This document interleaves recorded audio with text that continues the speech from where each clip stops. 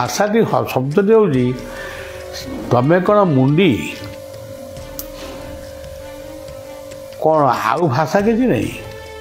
ବାୟୁର୍ଜମଗ୍ନି ବରୁଣ ଶଶାଙ୍କ ପ୍ରଜାପତିସ୍ତ୍ୱଂ ପ୍ରପିତାମହସ୍ସ ନମୋ ନମସ୍ତେସ୍ତୁ ସହସ୍ରକୃତ୍ୱା ପୁନଶ୍ଚ ଭୂୟୋପି ନମୋ ନମସ୍ତେ। ପ୍ରଭୁ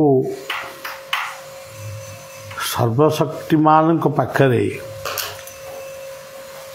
ଅନନ୍ତଙ୍କ ନାମରେ ଗୋଟିଏ ନିବେଦନ ହେଉଛି ଯେ ଅଦିନରେ ବର୍ଷା ବାତ୍ୟା ହେବା ଦେଶ ପାଇଁ ବା ଜନତାମାନଙ୍କ ପାଇଁ ଶୁଭଙ୍କର ନୁହେଁ। କୁହାହେଇଛି ମଧ୍ୟ ଅକାଳେ କୁହୁକ ଶୈବ,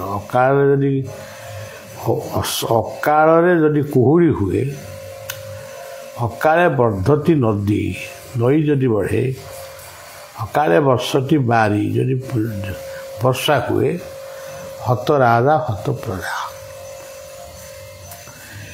ଏ କଥାଟା ମୁଁ ଆପଣମାନଙ୍କୁ ଡରାଇବା ପାଇଁ କହୁନି, ଗୋଟେ ଶାସ୍ତ୍ରୀୟ କଥାଟାକୁ କହିଲି। ତେଣୁ ବର୍ତ୍ତମାନ ଆମ ଚାଷୀମାନେ ବର୍ତ୍ତମାନ ଏକ ପ୍ରକାର ସେମାନେ ମାନସିକ ଦୁଶ୍ଚିନ୍ତାରେ ଅଛନ୍ତି। ଏଇ ଯେଉଁ ଅଳ୍ପ ହେଉ ବେଶୀ ହେଉ, ଏଇ ଯେଉଁ ମେଘ ହେଉଛି, ଏହାଦ୍ୱାରା ଧାନ ଗୁଡ଼ିକ ବିଲରେ ନଷ୍ଟ ହେଉଛି ଏବଂ ତାକୁ ଆଣିକିରି ଘରେ ଅମଳ କରିବା ମଧ୍ୟ କଷ୍ଟ। ସରକାରଙ୍କୁ ନିବେଦନ କରୁଛନ୍ତି, ସରକାର କ'ଣ ସାହାଯ୍ୟ କରିବେ, ସେ ତାଙ୍କର କ'ଣ କର୍ତ୍ତବ୍ୟ କରିପାରନ୍ତି। କିନ୍ତୁ ଆମେ ଚାଷ କରିଛୁ, ଅମଳ କରିବୁ, ବଞ୍ଚିବୁ, ସେଥିରେ ଯେଉଁ ଆନନ୍ଦ ଥାଏ, ଇଏ ଦବା ନେବାର ସେଇ ଆନନ୍ଦଟା କେବେ ମିଳିବନି। ତାପରେ ଇଏ ହେଉଛି ଆମର ବର୍ତ୍ତମାନର ସମସ୍ୟା। ଏଥିପାଇଁ କେବଳ ପରିବେଶ ହିଁ ଦାୟୀ। ଯେଉଁ ଦେଶରେ ଗଛ ଯେତେ ଅଧିକ, ସେ ଦେଶରେ ଗରମ ସେତେ କମ୍।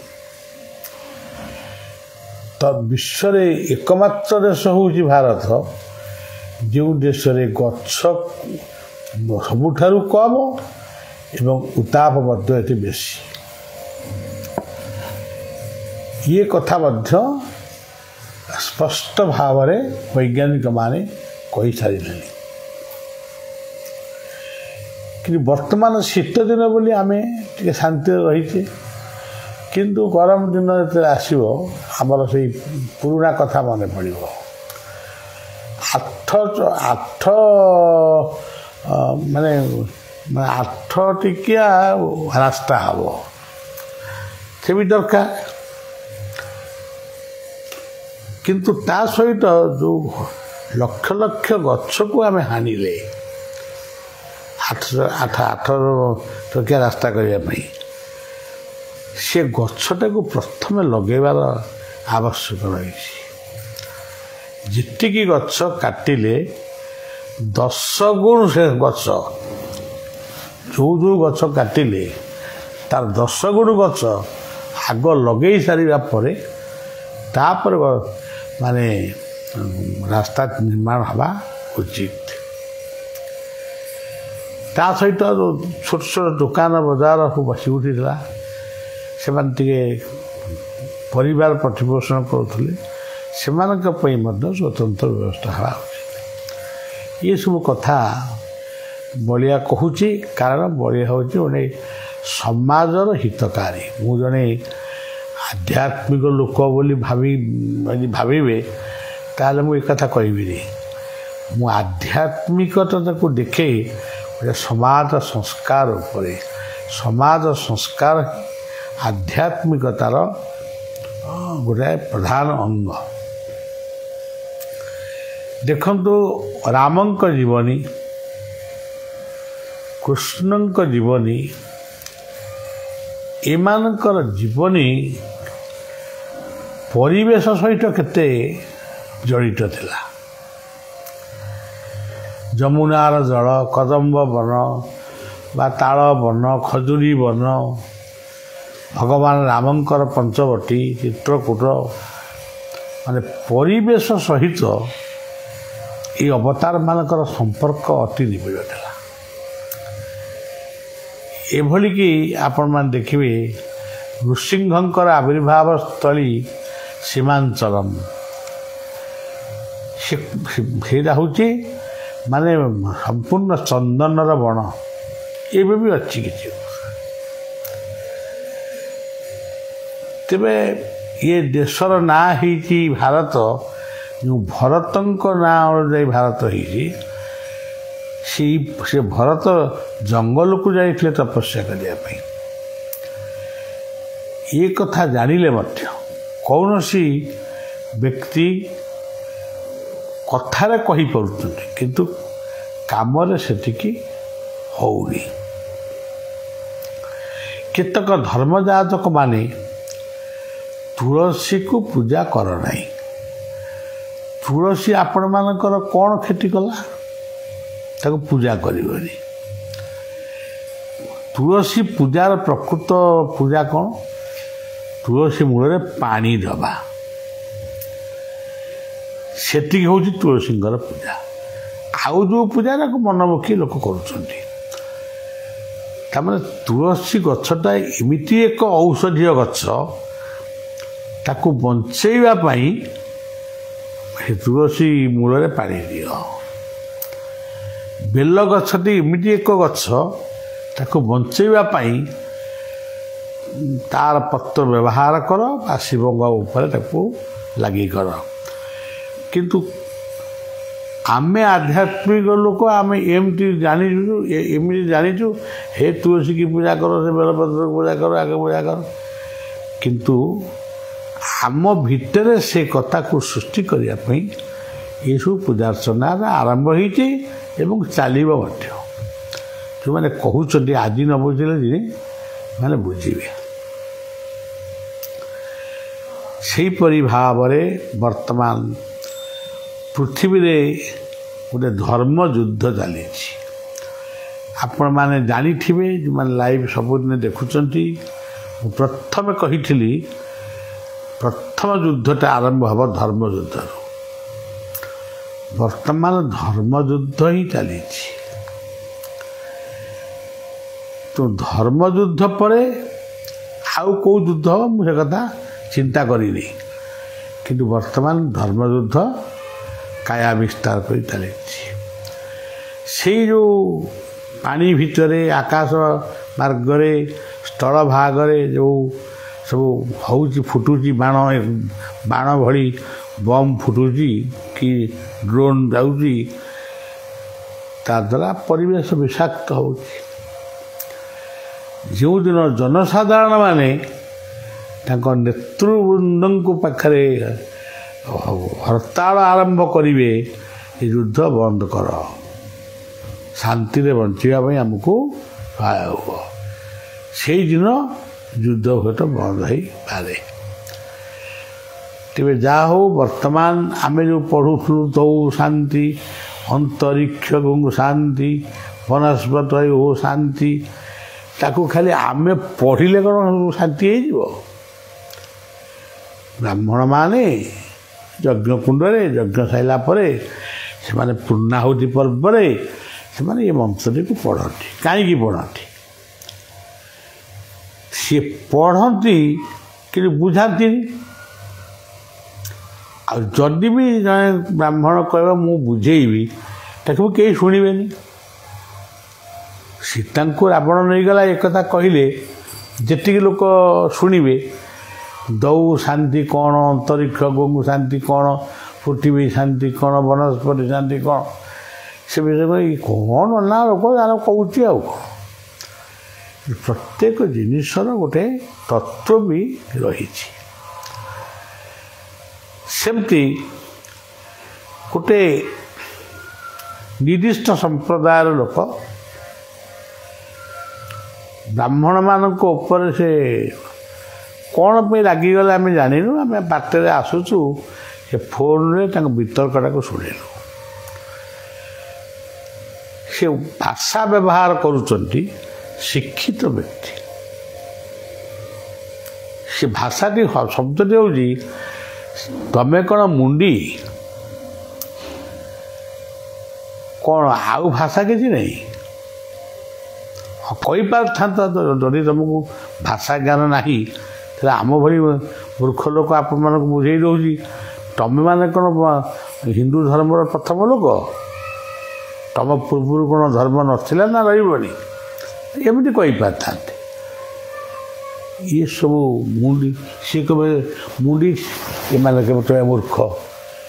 ଏଇ ଭାଷାରେ କ'ଣ ଧର୍ମ ପ୍ରତିଷ୍ଠା ହେବ ନା ନିଜର ମତ ପ୍ରତିଷ୍ଠା ହେବ? ତେଣୁ ଏ କଥା ସହି ହେଉନି କି କହିବି ହେଉନି। ଆଉ କେତେକ କହିଲେ ହିନ୍ଦୁ ଶାସ୍ତ୍ରର କୌଣସି ଗ୍ରନ୍ଥ ନାହିଁ। ହିନ୍ଦୁ ଶାସ୍ତ୍ରର ପ୍ରଥମ ଗ୍ରନ୍ଥ ହେଉଛି ବେଦ। ସନାତନ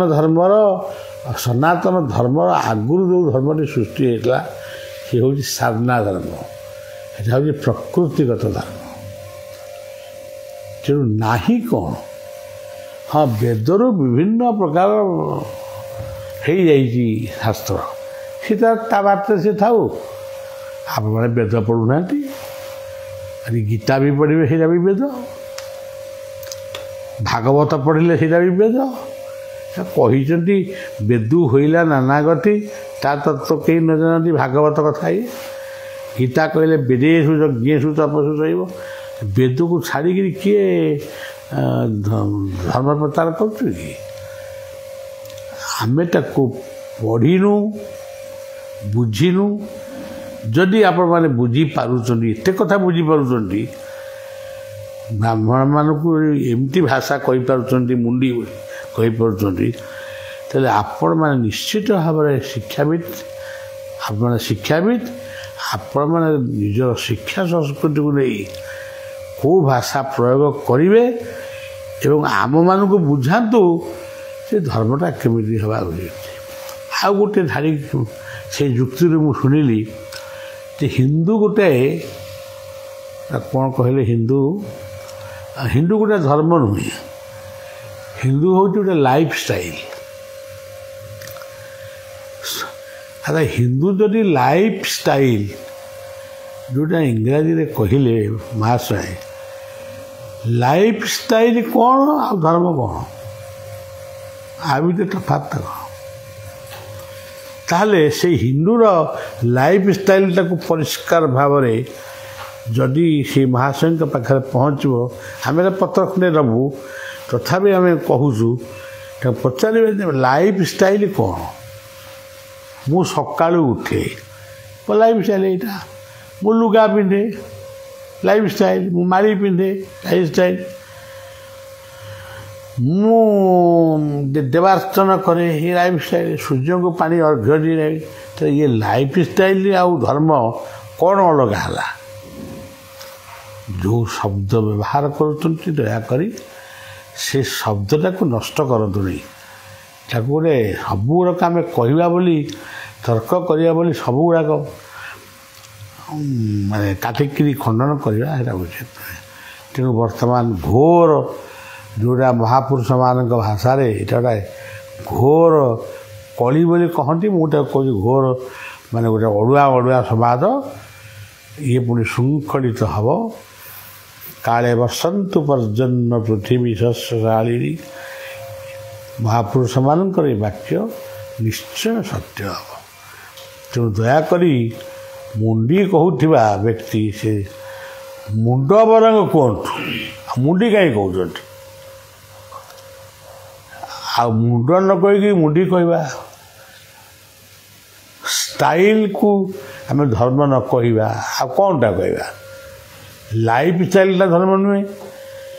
ରବିଶଙ୍କରଙ୍କର ଗୋଟେ ଆକ୍ଟ ଅଫ୍ ଲିଭିଂ ବୋଲି ଗୋଟେ ଜୀବନ ଶୈଳୀ ବୋଲି ଗୋଟେ ଯୋଗ ସେ ଶିଖଉଛନ୍ତି, ସେଟା ତାହେଲେ କ'ଣ ସେ?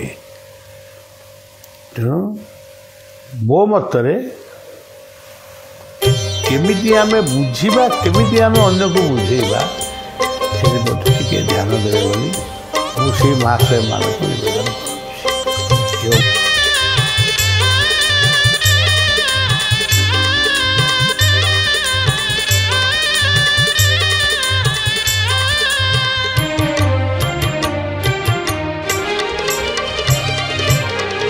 ଏହା ଯଦି ତବ ଇଚ୍ଛା ଭଗବାନ, ଏହା ଯଦି ତବ ଇଚ୍ଛା ଭଗବାନ, ଯାହା ହେବ ପ୍ରଭୁ ହେଉ। ହସନ୍ତୁ ପଛକେ ଏ ଜଗତ ଜନ, ତୁମ୍ଭ ଟାଣ ପଣ ରହୁ ପ୍ରଭୁ, ତୁମ୍ଭ ଟାଣ ପଣ ରହୁ। ଏହା ଯଦି ତବ ଇଚ୍ଛା ଭଗବାନ, ଯାହା ହେବ ପ୍ରଭୁ ହେଉ, ଯାହା ହେବ ପ୍ରଭୁ ହେଉ।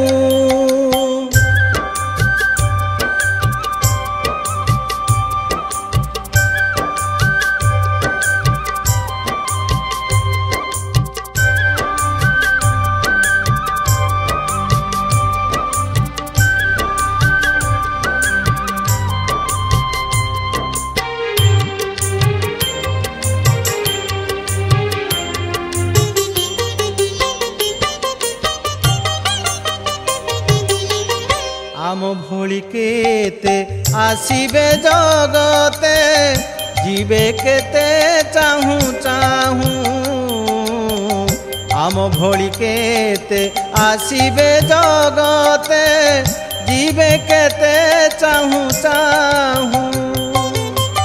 तुम्भ सनातन उज्जवल केतन, तुम्भ सनातन उज्जवल केतन, दुनिया रे रही थाऊ, ଯାହା ହେବ ପ୍ରଭୁ ହେଉ।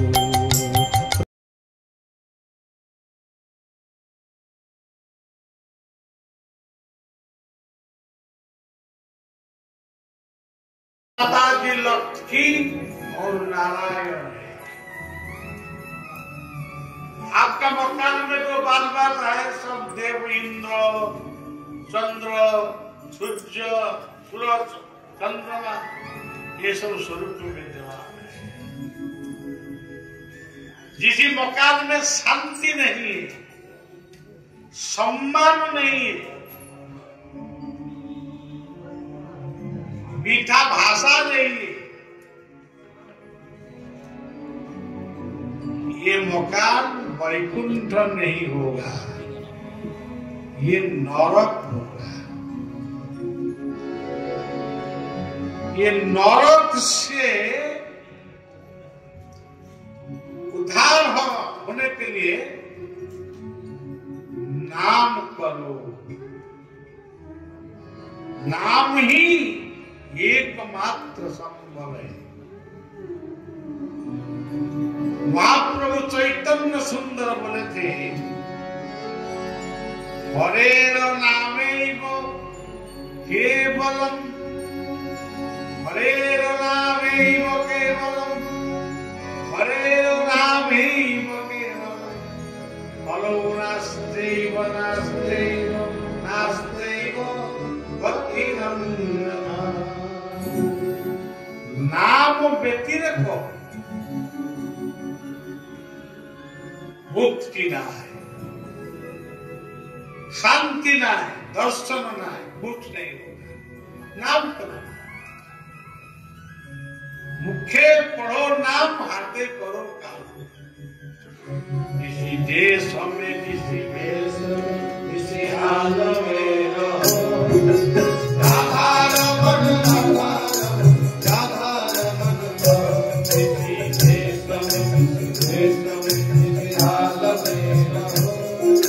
राधा रमन, राधा रमन, राधा रमन, हरे कृष्ण, हरे कृष्ण, कृष्ण कृष्ण, हरे हरे, हरे राम, राम राम,